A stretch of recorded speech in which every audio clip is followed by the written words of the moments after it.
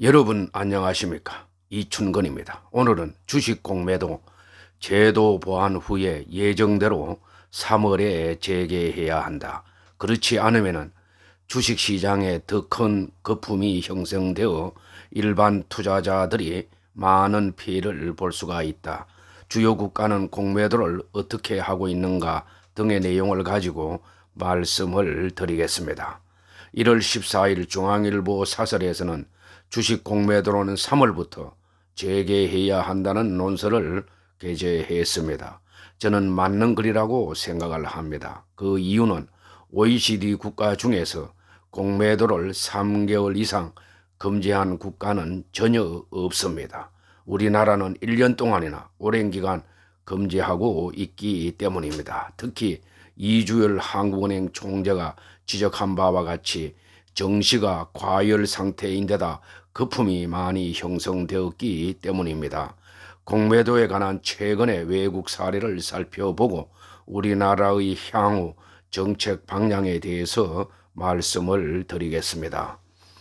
서울시장과 부산시장 재보궐선거에 도움이 된다면 정시는 어떻게 돼도 좋다는 것인가 묻고 싶습니다.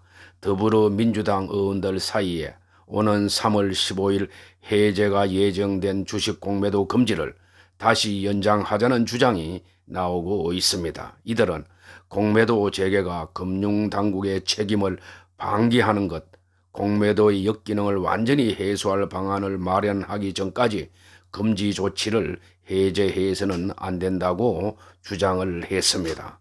요컨대 주식시장에서의 공정과 통합개미의 부담감 해소를 그 이유로 들고 나섰습니다. 이들이 정시의 원리를 알고도 이런 주장을 한다면 위험한 발상이 아닐 수 없습니다. 금융위원회가 지난해 3월부터 공매도를 한시적으로 금지한 것은 코로나19 충격에 따른 불가피한 조치였습니다. 당시 정시가 급락하자 기관 투자가들과 외국인들은 공매도를 활용해 주식을 팔아치우면서 돈을 벌어들였습니다.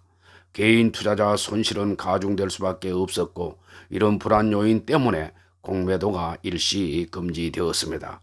그러나 이러한 조치는 일시적인 조치에 그쳐야 합니다. 공매도를 장기간 금지시키다 재개하면 선의의 일반 투자자들이 더 큰 피해를 볼 수도 있습니다. 저는 재방송 60회에서 개인이 공매도를 모르면 주식 투자하지 말아야 한다. 그리고 공매도 상위 거래 종목은 어떤 기업인가 라는 제목으로 방송을 했는데 많은 분들이 시청해 주셨습니다. 개인 투자자들은 공매도를 반드시 알고 역이용하는 것이 좋습니다. 그 방법에 대해서 60회에서 자세히 설명을 했습니다. 방송에서 말씀드린 바와 같이 공매도는 남의 주식을 빌려서 판 다음 가격이 내려가면 싼 값에 다시 주식을 사서 갚고 차익을 남기는 제도입니다. 한마디로 주가가 떨어져야지 돈을 버는 방법입니다. 투자자들은 대부분 외국인과 기관으로 이른바 하락장에서 이익을 볼 수 있는 구조입니다. 공매도 즉 숏셀링은 공짜가 빈 공짜로 글자 그대로 없는 것을 판다라는 뜻입니다. 공매도는 소유하지 않은 정권을 매도하는 것입니다. 문 정부가 자주 인용하는 OECD 국가 중에서 1년 동안이나 공매도를 금지한 국가가 있는지 묻고 싶습니다. 우리나라 말고는 없습니다. 또 코스피가 2000에서 3100까지 올라간 것이 문 정부 경제 정책의 성공으로 경제 성장률이 높아졌거나 정권 시장의 기본 여건이 좋아져서 그런 것은 아닙니다. 시중 부동자금과 젊은이들이 연끌 투자로 빚을 내서 정시로 들어온 자금이 많은 데다 공매도를 1년간이나 금지한 것이 원인입니다. 정시를 아는 사람들은 다 아는 사실입니다. 공매도는 개인 투자자들에게 불리하지만 정시버블을 방지하는 순기능도 있습니다. 대규모 주식을 보유하고 있는 기관 투자가는 예기치 못한 시장 불안에 대비해서 위험 회피 즉 해지 수단으로 공매도를 활용합니다.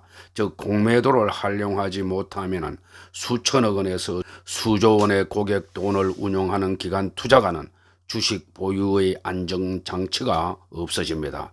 최근 주가가 치솟자 기관 투자가가 주식을 팔아치우는 이유의 하나로 꼽힙니다. 공매도는 하락장에서 돈을 벌어주기도 하지만은 주가 하락의 손실을 보전해주는 안전장치로도 쓰이기 때문입니다.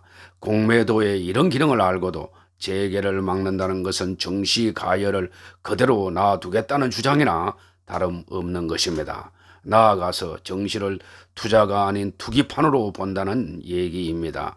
정시는 매수자가 있으면 응당 매도자가 있고 새로운 정보가 바로 반영되어서 주가가 늘 균형을 이룬다는 효율적 시장 가설이 지배하는 곳입니다.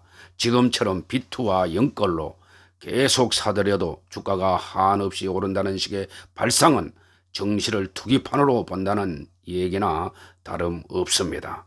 코로나19 사태 이후 주요국의 공매도 금지 조치를 살펴보겠습니다. 작년 8월 금융투자업계에 따른다면 전 세계 주식시장에서 금융위기급 특수 상황을 제외하고 공매도를 완전히 막는 나라는 거의 없고 국가별로 규제 수준이 다를 뿐입니다.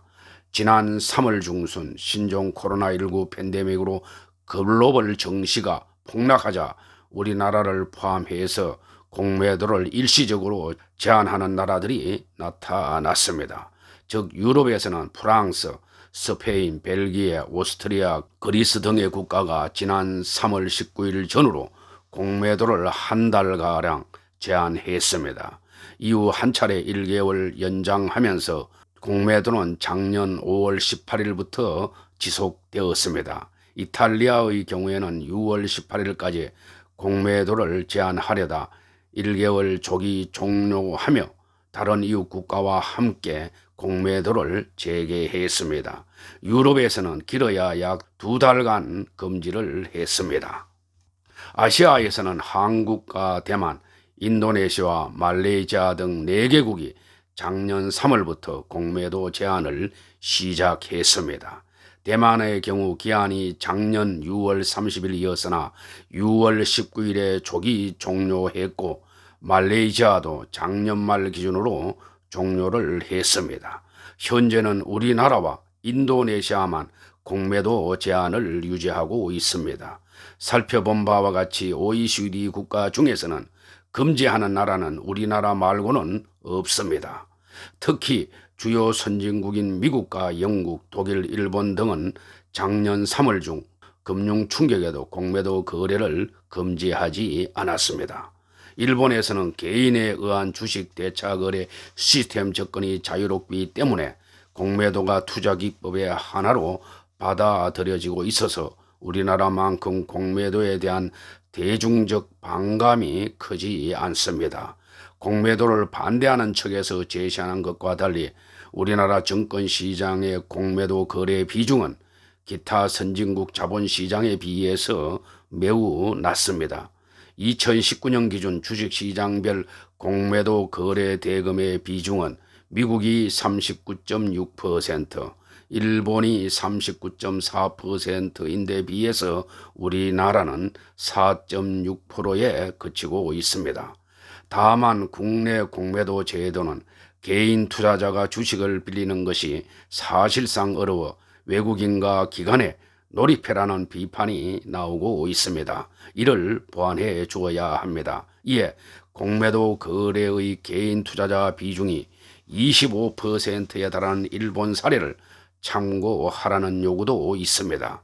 일본 증권업계는 개인을 대상으로 주식 대여 서비스를 제공하고 있습니다. 증권사가 보유한 주식만으로 서비스를 하면은 수량 제한이 있기 때문에 일본에서는 중앙 집중 방식으로 주식을 전문적으로 빌려주는 금융기관이 있습니다. 아무튼 선진 각국의 공매도 운영 결과 검토해 본 것과 같이 자본시장 효율성과 유동성을 최우선시해야 할 금융감독당국이 공매도 금지 조치를 빈번하게 활용하는 것은 바람직하지 않습니다.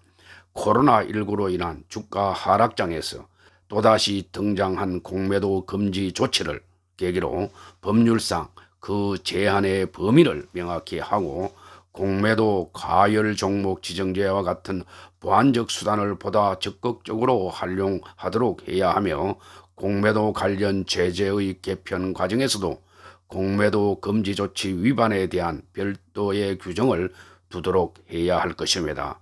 또한 공매도 제도 위반에 대한 강력한 형사처벌과 과징금 도입, 무차입 공매도를 조장하는 기관 투자자 간 주식 재대차를 금지하고 각종 공적기금의 공매도 과열 종목 주식 대여도 조속히 법으로 금지시켜야 할 것입니다. 공매도는 정시에 형성된 거품을 적절히 빼주는 역할을 하기 때문에 큰 틀에서는 정시의 안정화 장치입니다. 미국, 영국, 일본을 비롯해서 세계 주요 정시가 공매도를 필수 제도로 채택하고 있는 이유입니다. 금융위원회는 정시에 쌓이는 거품을 차단하기 위해서라도 정치권 눈치를 보지 말고 공매도를 재개해야 합니다.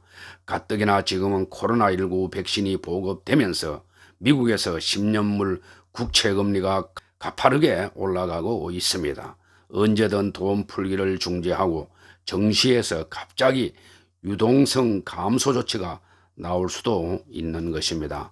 금융당국이 정치 논리에 이끌려 다니다간 더 큰 위기를 맞이할 수도 있다는 것을 유념하기를 바랍니다. 오늘 방송은 여기서 마치겠습니다. 제 영상이 도움이 되셨으면 동영상 아래 구독과 좋아요를 눌러주시기 바랍니다. 더 좋은 방송으로 보답하겠습니다. 감사합니다.